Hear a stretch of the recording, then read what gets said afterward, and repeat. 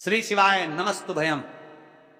दोस्तों, आप सभी लोग जानते हैं कि 19 मार्च 2026 यानी गुरुवार को पड़ रही है चैत्र माह की चैत्र नवरात्रि का पहला दिन। और दोस्तों, ये वो तिथि है जो चैत्र माह में पड़ने वाली सबसे बड़ी तिथि है, क्योंकि ये गुरुवार के दिन पड़ने वाली है, गुरुवार को पड़ रही है और इसका बहुत ही बड़ा और विशेष महत्व होता है। अगर कभी भी मौका लग जाए और चैत्र माह की नवरात्रि को पड़ जाए तो आप लोगों को एक हरा नींबू वाला उपाय तो अवश्य ही करना चाहिए। इन दोनों का संयोग बहुत ही कम आता है। इसी के साथ में जी ने अपनी शिव पुराण कथा में बताया है कि इस दिन आपको एक एक हरा नींबू वाला उपाय तो आपको अवश्य ही करना चाहिए, क्योंकि ऐसा दिन पूरे साल में सिर्फ एक ही बार आता है। और दोस्तों, आप सभी लोग जानते हो कि गुरुवार का अगर सबसे बड़ा कोई उपाय है तो वहां एक हरा नींबू वाला उपाय।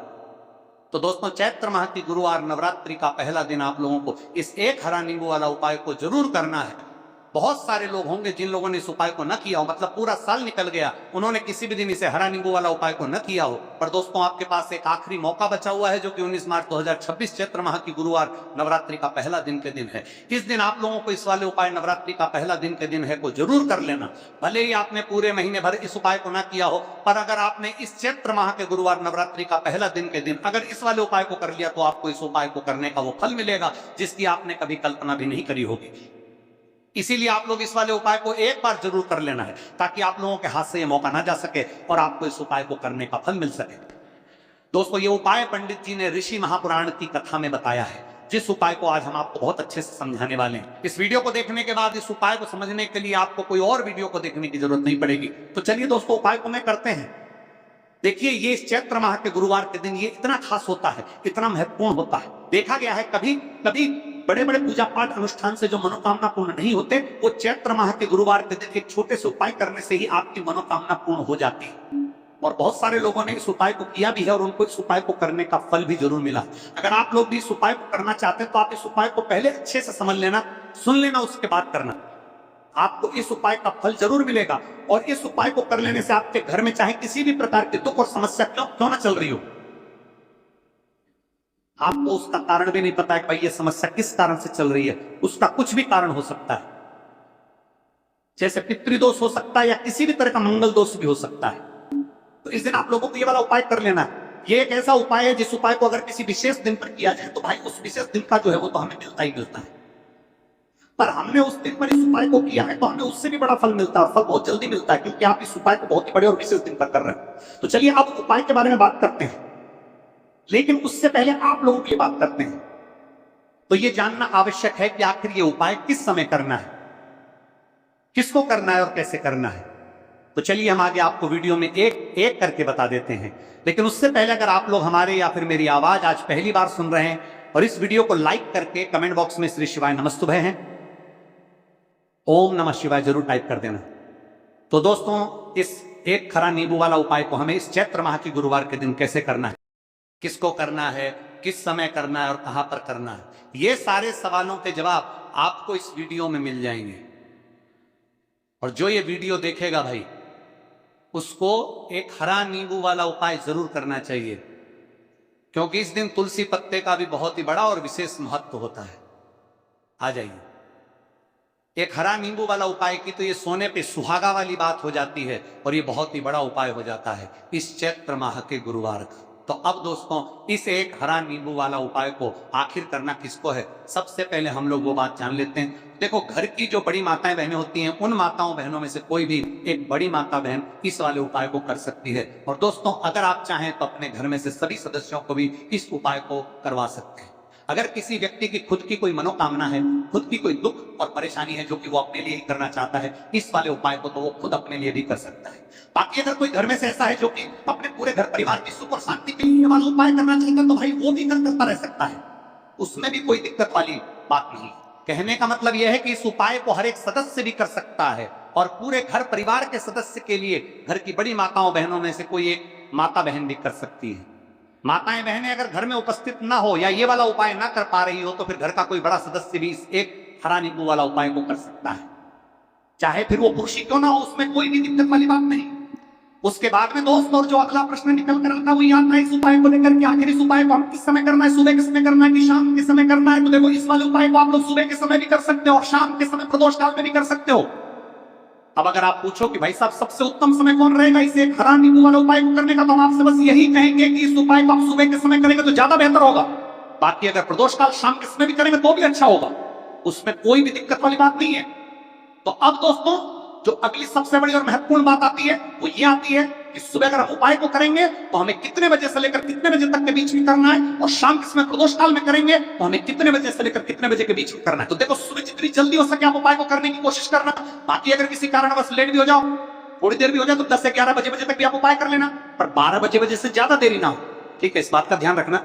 उसके बाद में दोस्तों अगर शाम के समय प्रदोष काल की बात करें, प्रदोष काल का जो समय होता है वो शाम के 6 बजे से शुरू हो जाता है। मतलब शाम के 6 बजे से लेकर 7 बजे एक के बीच का जो समय होता है, यह समय प्रदोष काल का समय होता है। तो आप इस उपाय को 7 या 8 बजे के बीच में भी कर सकते हो। मतलब शाम के 6 बजे से रात 8 बजे के बीच में आप कभी भी इस वाले उपाय को कर सकते हो, उसमें कोई भी दिक्कत वाली बात नहीं है।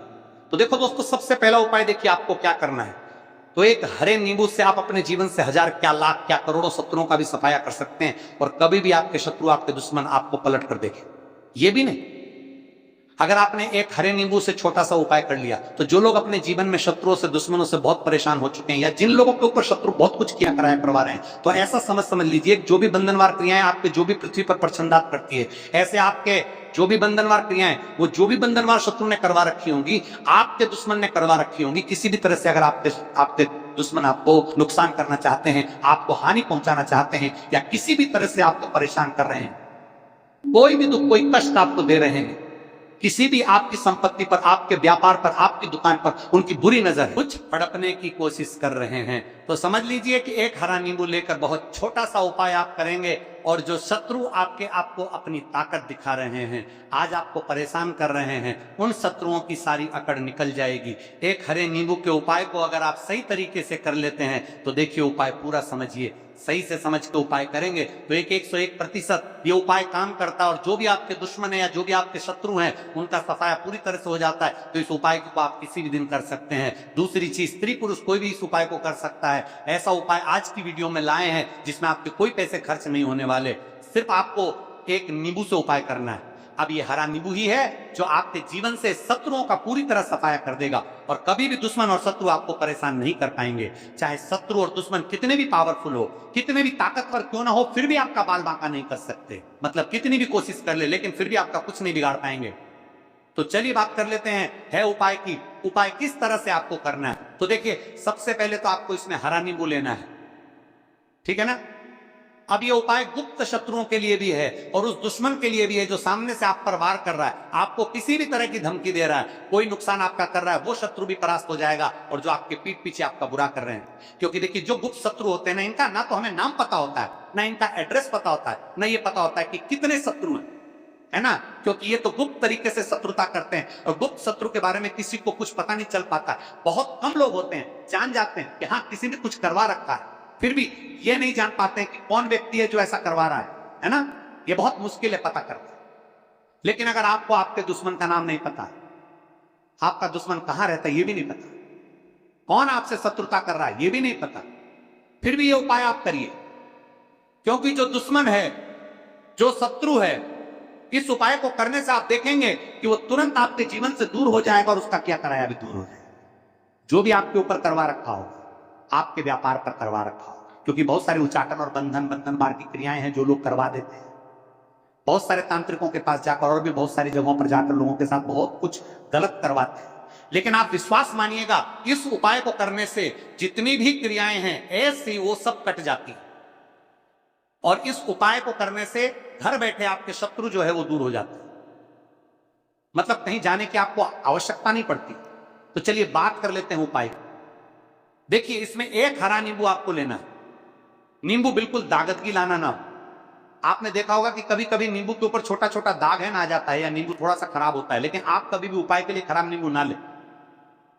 एकदम साफ सुथरा सा नींबू आपको लेना। और एक पीला नींबू भी आता है, पीला नींबू बिल्कुल आपको इस उपाय में नहीं लेना है। लेना हरे रंग का ही नींबू है, ग्रीन कलर का। इसी के साथ आपको एक काले रंग का पेन लेना है, काले रंग कलम आपको लेना है। कलम कोई सा भी आप ले सकते हैं, कोई भी पेन ले सकते हैं, स्केच ले सकते हैं, मार्कर ले सकते हैं, ठीक है ना। कोई भी पेन आप ले लीजिए, अब आपको क्या करना है, ये दोनों चीजें लेके अपने घर में एकांत में बैठ जाना है, जहां इस उपाय को करते समय आपको कोई रोके टोके ना है ना, ऐसी जगह पे करेंगे। चाहे कमरा आपके घर में ऐसा या कोई भी गैलरी बरामदा, जहां इस उपाय को आप करें और आपको कोई रोके टटोके ना, भले ही उपाय के बारे में सबको पता है आपके घर में, फिर भी उस समय कोई आपको डिस्टर्ब ना करे, है ना। इस तरीके से आपको उपाय करना है। तो देखिए, सबसे पहले नींबू आपने क्या करना है, नींबू पकड़ना हाथ में और काले रंग के पेन से इस नींबू के ऊपर अपने दुश्मन का, अपने शत्रु का नाम लिख देना देना। अब बहुत सारे लोग कहेंगे कि हमें तो ऐसे शत्रु हैं हमारे जीवन में जो गुप्त हैं, जिनको हम जानते भी नहीं, उनका नाम कैसे लिखेंगे। तो देखिए, अगर शत्रु का नाम ही नहीं जानते, ये भी नहीं जानते कि कितने शत्रु हैं, तो केवल आप उस नींबू पर शत्रु लिख दें। देखिए, जब आप केवल शत्रु लिखते हैं ना, इससे आपके सारे दुश्मन, सारे शत्रु ही परास्त हो जाते हैं, सभी के सभी का सफाया हो जाता है। तो नींबू के ऊपर केवल शत्रु लिखेंगे और फिर इसे आपको काले रंग के कपड़े में रख देना है। शत्रु लिखने के बाद या शत्रु का नाम लिखने के बाद काले कपड़े में रख देना है और 3 बार आपको बोलना है, मेरा शत्रु परास्त हो, मेरा शत्रु परास्त हो, मेरा शत्रु परास्त हो। इसके बाद आपको क्या करना है, काले कपड़े में इस नींबू को रख के इसे बांध लेंगे, परतालू पोटली टाइप की बना लेंगे। और जहां कहीं भी आपको थोड़ी सी मिट्टी दिख जाए, आपके घर के बाहर कहीं भी आपको लगे कि हाँ यहां कच्ची मिट्टी है, यहां खुदाई हो सकती है, वहां छोटा सा गड्ढा कर लें, घर से कोई चीज लेके जाएं और उस गड्ढे में इस नींबू को आपको रख देना है और मिट्टी अच्छे से ढक देंगे कि नींबू बिल्कुल दिखे ना। ये उपाय शाम के समय का है, मतलब जब सूरज छिप जाता है उसके बाद कभी भी आपको ये उपाय करना है। सूरज की रोशनी में ये उपाय आपको नहीं करना है। ये उपाय करिए और जब आप इस नींबू को पूरा ढक देंगे, अपने घर चले आइए और कुछ भी आपको नहीं करना है, पीछे पलट कर नहीं देखना है। घर आकर हाथ पैर धो लेंगे और 1000 शत्रु हो, लाख हो, करोड़ हो, बिल्कुल उनका सफाया हो जाएगा। उन्होंने जो क्रियाएं आपके ऊपर करवा रखी हैं, तांत्रिक क्रियाएं या कोई भी जादू टोना, सभी कुछ दूर होता है। इस उपाय को करने से तो करिए ये उपाय और इसका चमत्कार देखिए। सिर्फ और सिर्फ आपको इस उपाय को एक बार ही करना है और एक बार उपाय करने में शत्रु का पूरी तरह सफाया हो जाएगा, सारे शत्रु का पूरी तरह सफाया हो जाएगा। शत्रु का पूरी तरह सफाया हो जाएगा, यज्ञ परास्त हो जाएंगे, सारे दुश्मन आपके सामने नतमस्तक हो जाएंगे, आपके सामने हाथ जोड़कर माफी मांगने को मजबूर हो जाएंगे, मतलब आपका आप कुछ नहीं बिगाड़ेंगे। तो देखिए, नींबू जो है ये साधारण नहीं होता है। नींबू के अंदर ऐसी ऐसी शक्तियां पाई जाती हैं जो आपके दुश्मन को, आपके शत्रु को जड़ से खत्म कर सकती है। आपने देखा होगा कि जब भी लोग अपना व्यापार शुरू करते हैं या जो भी बिजनेस करते हैं, दुकान खोलते हैं, छोटा मोटा व्यापार, जैसा भी काम करते हैं, वहां पर नींबू मिर्च जरूर लगाते हैं। क्योंकि देखिए, जो नींबू और मिर्च होती है ये आपके जीवन में और बढ़ाने का काम भी करती है। क्यों? क्योंकि नींबू और मिर्च जो होता है, इसे जब आप अपने घर के दरवाजे पर या दुकान पर, शॉप पर लगाते हैं, इससे कभी भी आपके दुकान को, शॉप को नजर नहीं लगती है, पूरी नजर को बाहर ही ये रोक देती है। साथ ही साथ जो नींबू होता है ये शत्रु से छुटकारा दिलाने के लिए, दुश्मनों को दूर करने के लिए बहुत उत्तम होता है। तो उपाय करें, आपको लाभ जरूर होगा। अब हम बात करते हैं दूसरे विशेष उपाय। देखिए, ये उपाय भी आपको तुलसी जी के पौधे के वहां पर करना। आपके भाग्य का उदय करने के लिए आपके घर में धन समझी की गई, आपके घर में धन समझी की गई, आपके भाग्य के संजी के, आपके भाग्य कर्म में तुलसी जी के संजीके के घर में परेशानियां हैं। कर्ज की समस्या अगर दिन पर दिन बढ़ती जा रही है, खत्म नहीं हो रही है, बहुत ज्यादा परेशानियां हैं, तो आपको ये उपाय करना चाहिए। देखो करना क्या है, बहुत ध्यान से समझना। आपको मात्र तांबे के पात्र के अंदर जल लेना, उस जल के अंदर 1 चुटकी आपको हल्दी मिला देनी है, ठीक है, और साथ में लेना है 1 कमल गट्टा। ये केवल उपाय गुरुवार, चैत्र नवरात्रि के दिन करना। अगर आपको ऐसा लगता है कि आपके जीवन में अष्टलक्ष्मी का वास नहीं है, भाग्य का साथ आपको नहीं मिल पा रहा है, तो आप ये उपाय गुरुवार के दिन कर सकते हैं, गुरुवार के दिन भी कर सकते हैं, ठीक है। रवि गुरुवार और गुरुवार दोनों दिन आप ये उपाय कर सकते हैं। देखो करना क्या, आए इस टाइम के पात्र के अंदर हल्दी डाली और 1 कमल गट्टा डाला। अब आपको तुलसी जी के वहां पर जाना है। देखिए, जब आप हल्दी डालोगे जल के पात्र के अंदर, तब आपको ओम नमो भगवते वासुदेवाय का 11 बार जाप करना है, फिर हल्दी डालना है। जब आप कमल गट्टा 12 डालोगे, तब आपको ओम श्री नमः या ओम महालक्ष्मी नमः इस मंत्र का जाप करते हुए कमल गट्टा डालना है, 11 बार जाप करना है, ठीक है। कमल गट्टा और हल्दी दोनों होना चाहिए। कमल गट्टा महालक्ष्मी का प्रतीक माना जाता है और हल्दी जो है वो भगवान विष्णु के निमित्त आप हल्दी डालेंगे, ठीक है। इस जल को आपको तुलसी जी की जड़ में अर्पित करना है, ओम नमो भगवते वासुदेवाय का जाप का रहते हुए बस इतना सा उपाय करना है। धन संबंधित को कोई भी परेशानियां हैं वो सब दूर हो, ऐसी आपको प्रार्थना करनी है। कर्ज से जुड़ी कोई परेशानी हो तो ऐसी प्रार्थना करनी है कि ये दूर हो जाए, ऐसी कामना करते हुए ये दूसरा प्यारा सा उपाय आपको करना है। तो देखो, ये हो गया दूसरा उपाय जो कि आप सुबह से लेकर के शाम तक कर सकते हैं। गुरुवार या गुरुवार के दिन सिर्फ एक बार ही करना है। अब जो कमल गट्टे हैं, कमल गट्टे को आपको वहीं पर तुलसी जी के वहां पर रखे रहने देना है, आपको उठाना नहीं है। चाहे तो आप तुलसी जी की वहीं पर गांठ दें, ठीक है, तो भी चलेगा। तो इस प्रकार से आपको यह सुंदर सा उपाय करना है। अब हम बात करते हैं तीसरे उपाय की। ध्यान रखना, ये जो दूसरा उपाय है आपको आपके घर में ही करना है, बाहर कहीं पर भी मत करके आना, ठीक है। घर में अगर तुलसी जी हो तो ही आप ये उपाय कर सकते हैं।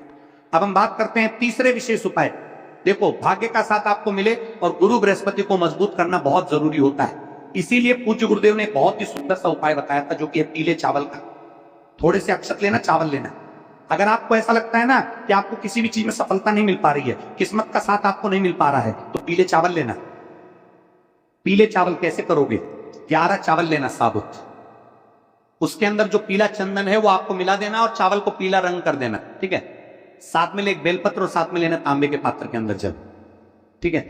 ये तीनों सामग्री लेकर के गुरुवार नवरात्रि का पहला दिन के दिन सुबह से लेकर के रात्रि तक जब आपकी इच्छा हो तब आप ये उपाय कर सकते हैं। अब आपको क्या करना है? भगवान शिव के मंदिर में जाएंगे, जो एक बेलपत्र है वहां माता अशोक सुंदरी वाले स्थान पर आपको अर्पित करना है। डंडे का हिस्सा जलाधारी की तरफ हो, चाहे उस प्रकार से आपको यह बेलपत्र अर्पित करना है। जब बेलपत्र अर्पित करोगे तब आपको कुंदकेश्वर महादेव का नाम लेना है माता अशोक सुंदरी वाले स्थान पर, ठीक है। अब जो चावल के दाने हैं, जो अक्षत लेकर के आए हैं, वो भगवान शिव के शिवलिंग पर आपको अर्पित करना है। जब आप अर्पित करोगे तब आपको बृहस्पतिश्वर महादेव का नाम लेना है। बृहस्पतिश्वर महादेव ही एक ऐसे महादेव हैं जो आपके गुरु ग्रह को मजबूत करते हैं। तो पेड़ पौधे स्वयं तेज धूप में तपता है, किंतु मनुष्य को शीतल छाया प्रदान करता है। वैदिक पंचांग के अनुसार चैत्र माह के उदया तिथि के अनुसार इस बार चैत्र नवरात्र 19 मार्च को ही मनाई जाएगी। नवरात्र के पहले दिन कलश स्थापना और घट स्थापना की जाती है।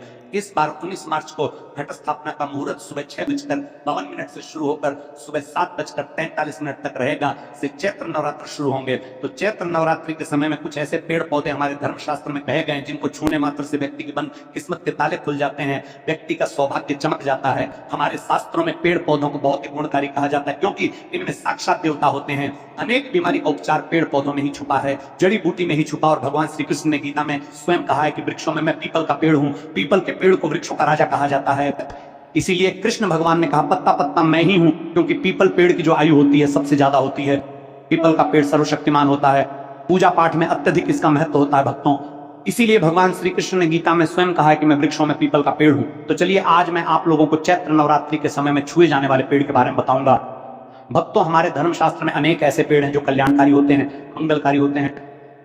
यदि इस पेड़ को छू लेते हैं तो आपकी सभी प्रकार की परेशानी है, सभी प्रकार के कष्ट हैं, ये सब समाप्त हो जाते हैं। खास करके चैत्र नवरात्रि के समय में इसका असर कई लाख गुना होता है। चैत्र नवरात्रि के समय को शक्ति का पर्व कहा जाता है, शक्ति पर्व कहा जाता है, क्योंकि इस समय अचेत जो वस्तु होती है वो भी चेतना युक्त हो जाती है। अर्थात इस समय जो शक्ति हमारे धरती लोक में आ जाती है, या तो है ना दुर्गा को क्या बोल सकते हैं हम, शक्ति बोल सकते हैं। तो माता रानी इस धरा पर आती है, इस पृथ्वी लोक पर आती है। तो जितने भी पेड़ पौधे हैं, जीव जंतु है, चल अचल सभी प्रकार के जो वस्तु है, इस सब में प्राण आ जाते हैं, सब में शक्ति नित हो जाती है, प्राण पड़ती आर पड़ती है, तो माता जागृत हो जाती है। तो इस समय भी पेड़ पौधे को जाकर के छू दे। खास करके देवी स्वरूप कहे रह गए जो पेड़ पौधे होते हैं, जाकर के आप इसे छू के आते हैं तो आपके जीवन की परेशानी है, दुख है, तकलीफ है, कष्ट है, रोग है, बीमारी है, कलह है, कलह से जीवन में चलता रहा की बात जब आपके जीवन में चला रहे, आपके जीवन में चला रहे, जब आपके जीवन में चला रहे, माँ का छू करके जब आपके जीवन की परेशानी बहुत बड़ी समस्या है, सब समस्या समाप्त हो जाती है। काल सर्प दोष, मंगल दोष, शनि दोष, राहु दोष तत्काल अपना असर दिखाती है और सब दोष खत्म हो जाते हैं। भक्तों, आज मैं आप लोगों को 3 पौधों के बारे में बताऊंगा और ये तीनों पौधे देव पेड़ कहे जाते हैं। वीडियो को ध्यान से देखना।